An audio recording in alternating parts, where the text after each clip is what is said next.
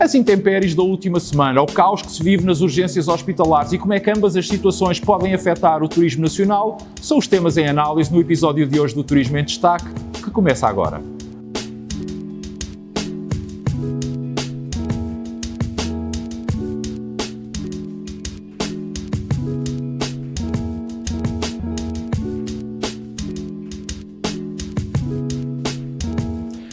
Infelizmente, as intempéries da semana passada deixaram um rasto de grande devastação e, claro está, quer queiramos, quer não, acabam inevitavelmente por afetar as diferentes atividades turísticas. Mas já lá irei. Antes de mais, quero aqui sublinhar dois aspectos. O primeiro, para referir que nem de propósito, ainda no episódio da semana passada, em que analisei as consequências do falhanço total da COP27, a cimeira sobre as alterações climáticas promovida pelas Nações Unidas, disse que neste momento, por nossa culpa, o planeta é como que um carro totalmente desgovernado em alta velocidade em direção a um muro de betão. E isso significa que a falta de uma ação urgente para tentar inverter estas alterações climáticas quer dizer que vamos assistir a um número crescente de fenómenos naturais que, obviamente, terão grandes proporções e que acabarão por semear um maior caos nos locais que por eles forem atingidos e sempre que esses locais forem destinos turísticos, obviamente que esta é uma realidade adicional para a qual os mesmos se devem preparar. O segundo aspecto, para também dizer que o mau tempo que assolou o nosso país na passada semana não foi um exclusivo de Portugal, já que ele também afetou muitos outros países da Europa. Contudo, e não obstante a solidariedade que deve existir entre os Estados e entre os povos, o facto é que vale a pena determos um pouco sobre aquilo que sucessivamente, ano após ano, acontece em Portugal e que afeta as nossas cidades, as nossas vilas, os nossos campos, não porque com o mal dos outros possamos nós bem, mas porque já chega de promessas nas alturas de maior aperto, quando estes fenómenos acontecem, para depois essas promessas serem literalmente deitadas ao vento até que novo drama nos volte a confrontar. Eu quero com isto dizer que se é verdade que há cada vez uma tendência maior para que estes fenómenos naturais sejam mais violentos, não menos verdade é que se fizermos o trabalho de casa, aliás, como outros fazem, as consequências dessas intempéries poderão ser mais leves e até mais atenuadas. E que ninguém pense que só nós que aqui vivemos em Portugal é que notamos isso. Hoje em dia, como se sabe, a informação circula a uma velocidade vertiginosa e todas as pessoas têm a ela um acesso muito mais fácil. E, sobretudo, mais a mais quando alguém pretende viajar para um determinado destino, portanto é natural que se pretenda manter mais informado sobre o que por lá se passa. Acresce a tudo isto que a concorrência internacional pela captação de fluxos turísticos é cada vez maior, agravada que foi com os aspectos da paragem da atividade provocadas pela pandemia, mas também pela guerra na Europa e pela própria perda do poder de compra, o que faz com que cada vez mais se destaque o mal que acontece aos outros para daí se retirarem benefícios próprios. É que este é um jogo onde não há inocentes. Ora, quase que se deveria ser escusado mencionar que, tal como tem acontecido com os grandes incêndios, com os grandes fogos, o facto é que quando Portugal é sucessivamente mencionado por esse mundo fora por causa destes fenómenos da natureza, isso afeta a nossa imagem, mas também o que mais afeta é que nada se vê fazer para os acautelar ou para mitigar os seus efeitos. A título de exemplo, vale a pena que nós nos perguntarmos há quanto tempo se fala num plano de drenagem para Lisboa? Quantas vezes é que o mesmo já foi anunciado? E o que é que, entretanto, foi feito? Pouco, para não dizer quase nada. E isto não é, nem pode ser aceitável. E eu, como tantas e tantas vezes digo e repito, o que não é bom para os cidadãos, o que não é bom para os habitantes de um determinado local, também seguramente não o é para os turistas. Como agravante é que o mau tempo da última semana agora veio arruinar a esperança de muitas empresas da constelação turística, pequenos negócios familiares, cafés, pastelarias, restaurantes, empresas de animação turística, alojamento local, que viam nesta quadra natalícia mais uma oportunidade, mais um empurrão para conseguirem sobreviver aos 2 anos em que estiveram em modo de pausa por causa da pandemia e que agora viram essas esperanças serem levadas pelas enxurradas e pelas inundações que acabaram por as atingir, juntando-se ao drama humano o prejuízo e o desespero económico.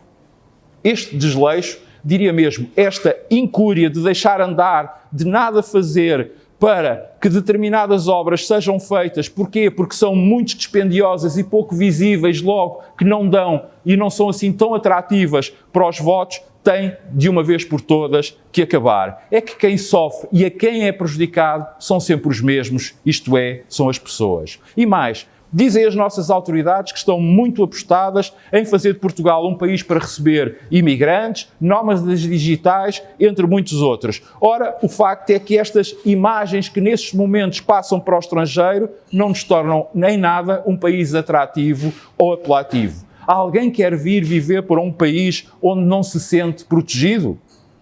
Em suma, para além da devastação, dos prejuízos pessoais, materiais e económicos, há ainda que ter em conta os impactos e os prejuízos turísticos que tudo isto provoca. Portanto, e de uma vez por todas, temos de nos parar de lembrar só de Santa Bárbara quando se troveja.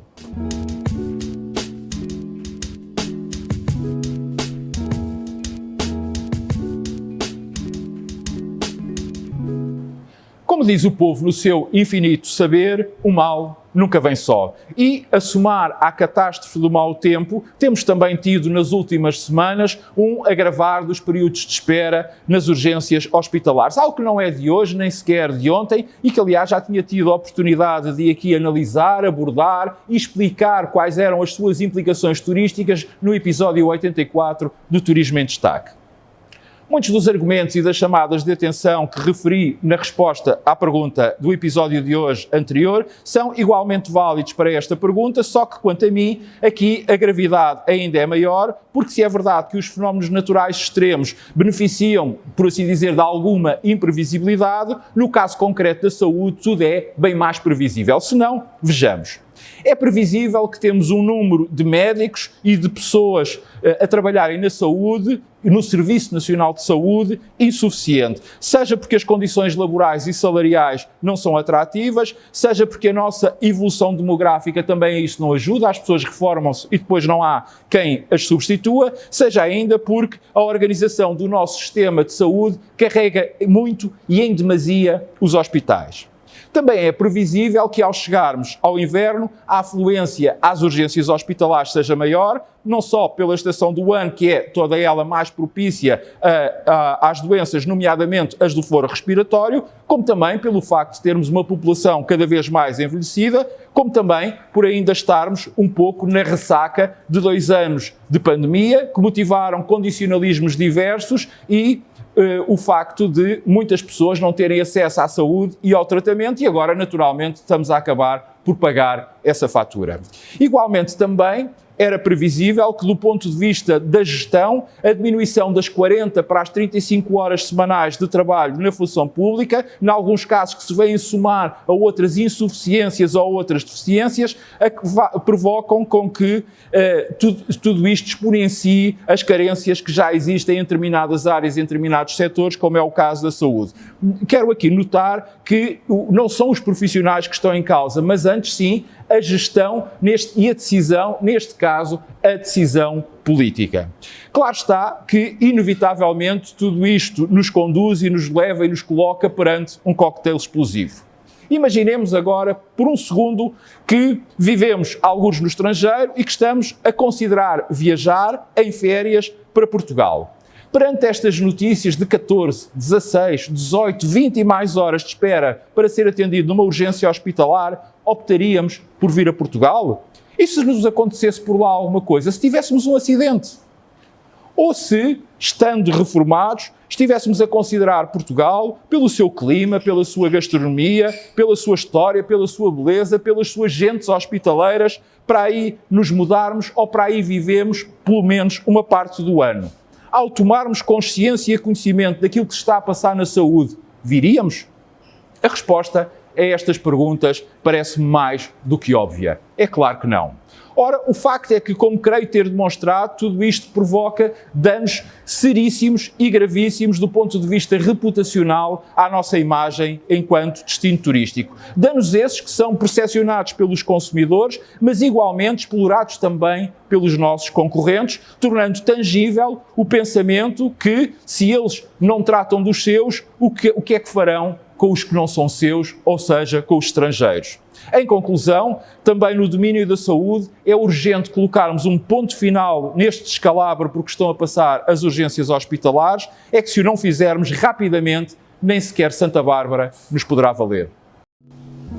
Até para a semana, desejo-lhe um Feliz Natal, com muita paz, amor, harmonia, saúde, concórdia, e já sabe que o turismo não para, por isso se quiser manter a par sobre o que de mais importante acontece na atividade em Portugal e no mundo, basta subscrever gratuitamente um dos meus canais.